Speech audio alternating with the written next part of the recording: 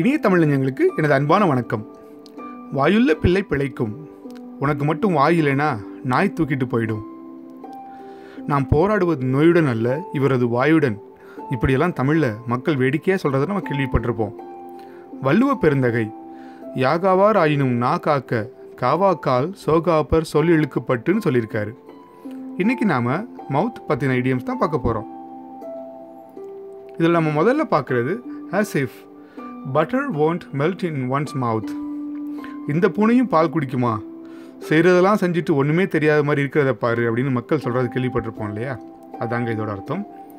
Used to describe a person who is not sincere, a person who appears to be innocent, to be overly coy. Example பார்த்தோம்னா, she may look innocent as if butter wouldn't melt in her mouth, but don't let her looks deceive you. அடுத்தா நான் பார்க்குறது to be born with silver spoon in one's mouth. பெரிய கோடீஸ்வரன் வீட்டில் பிறக்கிறத நம்ம இப்படி சொல்கிறோம். 2 பெண்கள் பேசிக்கிட்டு இருந்திருக்காங்க. அதில் ஒருத்தி என் புருஷனை நான் லட்சாதிபதி ஆக்கிட்டேன்னு சொல்லியிருக்கா. அடுத்தவ கேட்டிருக்கா, இதுக்கு முன்னாடி அவர் என்னவா இருந்தார் அப்படின்னு. இதுக்கு முன்னாடி அவர் கோடீஸ்வரனாக இருந்தார் அப்படின்னாலாம் அவ. சில பேர் பிறப்பால் கோடீஸ்வரர் ஆகியிருக்காங்க, ஆனால் உழைப்பால் கோடீஸ்வரன் ஆனவங்களும் உண்டு. To be born into a wealthy family, அதான் இந்த இடியமோட அர்த்தம். எக்ஸாம்பிள் பார்த்தோம்னா, the boy was born with a silver spoon in his mouth and has never worked in his life. அடுத்தா நான் பார்க்குறது put words in one's mouth. நான் சொல்லாத சொன்னேன்னு நீ சாதிக்கிறியே. ஒருத்தவங்க உண்மையிலேயே சொல்லாத வார்த்தைகளை இல்லை அவர் அப்படி தான் சொன்னார்னு இட்டுக்கட்டி சொல்கிறது, அதான் இதோட அர்த்தம். When a person claims that someone said something that he or she did not actually say. Example பார்த்தோம்னா, I never said that you don't help around the house. Now you are just putting words in my mouth. இன்னொரு example பார்த்தோம்னா, the man always puts words in his wife's mouth, which makes her angry. அடுத்தா நான் பார்க்குறது take words right out of one's mouth. நான் சொல்ல நினச்சது நீ அப்படியே சொல்லிட்டீங்களே. நான் சொல்ல வந்ததை அச்சு பெசராமல் அப்படியே அவர் சொல்லிட்டாரு அப்படின்னு சில நேரம் ஏற்றுக்கொள்வோம் இல்லையா? அதுதான் இதோட அர்த்தம். To say something that person was just about to say, to agree with someone. Example பார்த்தோம்னா, you took the words right out of my mouth, this beach house is beautiful. இன்னொரு உதாரணம், my friend took the words out of my mouth when he said that he wanted to get something to eat. I also wanted to something to eat. அடுத்தா நான் பார்க்குறது put your money where your mouth is. சும்மா சொல்லிக்கிட்டே இருக்காத, செஞ்சு காட்டுன்னு சொல்கிறோம்ல. இந்த இடியம் பார்க்குறப்போ எனக்கு போன எலெக்ஷனில் பிரைம் மினிஸ்டர் நரேந்திர மோடியை பற்றி வந்த ஒரு மீம்ஸ் தான் ஞாபகம் வருது. அதில் அவர் சொல்கிறாரு, நான் மீண்டும் ஆட்சிக்கு வந்தால் பெட்ரோல் விலையை குறைப்பேன் அப்படின்னு. நம்மால் உடனே கேட்குறான், ஏன் இப்போவே குறைச்சா பெட்ரோல் கோச்சிக்குமா அப்படின்னு. நிறைய அரசியல்வாதிகள் இப்படி தாங்க வார்த்தையிலே வடை சுடுவாங்க. மீனிங் வந்து to take action, to not just talk about something but to do it. Example பார்த்தோன்னா, the man always talks about helping other people but he never does anything. He should put his money where his mouth is and do something about it. அடுத்தா நான் பார்க்குறது by word of mouth. சில பெரிய நிறுவனங்கள் டிவியில் விளம்பரம் செஞ்சு தன்னோட பொருட்களை விற்பனை செய்வாங்க. ஆனால் அதெல்லாம் விட, நான் ஹோட்டலுக்கு போனேன்ப்பா, அங்கே போய் சாப்பிட்டேன், சாப்பாடு சூப்பர், நான் அந்த சோப்பு வாங்கி யூஸ் பண்ணேன், அவ்வளோ ஒன்றும் நல்லா இல்லை அப்படிலாம் நம்ம கேள்விப்பட்டிருக்கோம் இல்லையா? அதாங்க சரியானது. சின்ன வயசில் ஃபோனு வாட்ஸ்அப்லாம் இல்லாத நாட்களில் தந்தி கொடுக்குற வழக்கம். ஏதாவது அவசரம்னா தந்தி கொடுப்பாங்க. நாங்கள் வேடிக்கையாக சொல்லுவோம், தந்தியை விட வேகமாக பரவுறது வதந்தி தாப்பா அப்படின்னு. ஆமாங்க, வதந்தி தந்தியை விட வேகமாக போகும். இதோட மீனிங் வந்து to share information by talking about it orally from one person to another, spoken communication. Example பார்த்தோன்னா, I heard about the new restaurant by the word of mouth. அடுத்தா நான் பார்க்குறது to get something straight from the horse's mouth.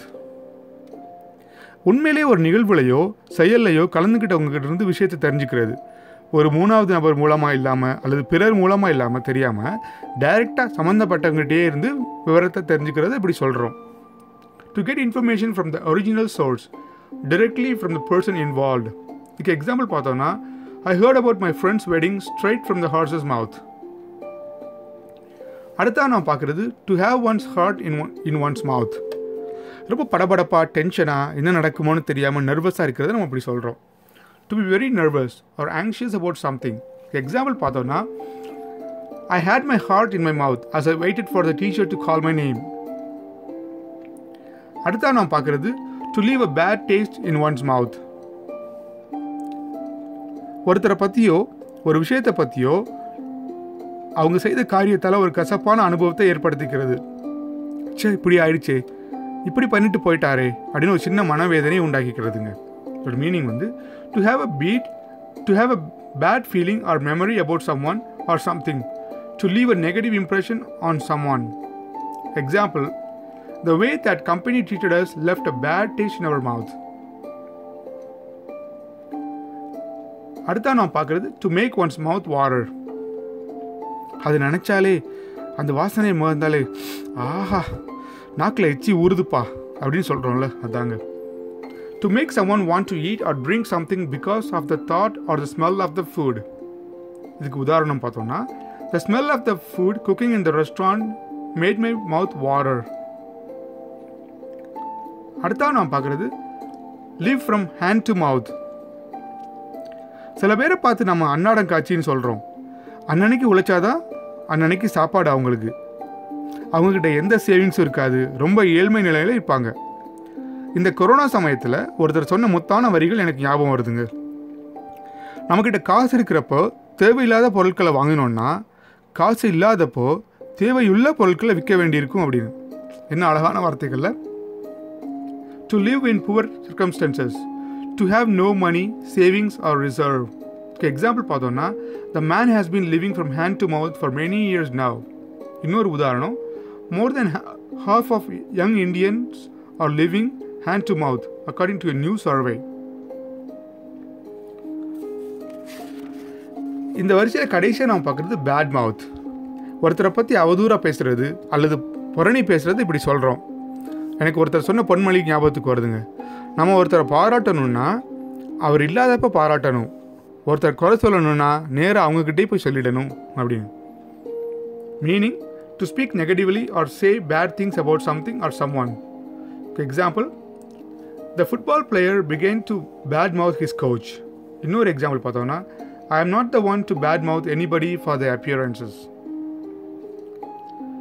இன்னைக்கான சிந்தனை துளிகள். கடவுள் நமக்கு 2 காது 1 வாய் கொடுத்துருக்காரு. ஏன்னா நம்ம நிறைய கேட்கணும், கொஞ்சமாக பேசணும் அப்படின்றதுக்காக. இன்னைக்கு நான் பார்த்த காணொலி உங்களுக்கு பிடிச்சிருக்குன்னு நினைக்கிறேன். இதே போல் மற்றொரு காணொலியுடன் மீண்டும் சந்திப்போம். அதுக்கு முன்னாடி இது வரைக்கும் நம்ம சேனலை சப்ஸ்கிரைப் பண்ணாங்க, சப்ஸ்கிரைப் பண்ணிக்கோங்க. பிடிச்சிருந்தால் லைக் பண்ணுங்கள், ஃப்ரெண்ட்ஸ் கூட ஷேர் பண்ணுங்கள். நன்றி, வணக்கம்.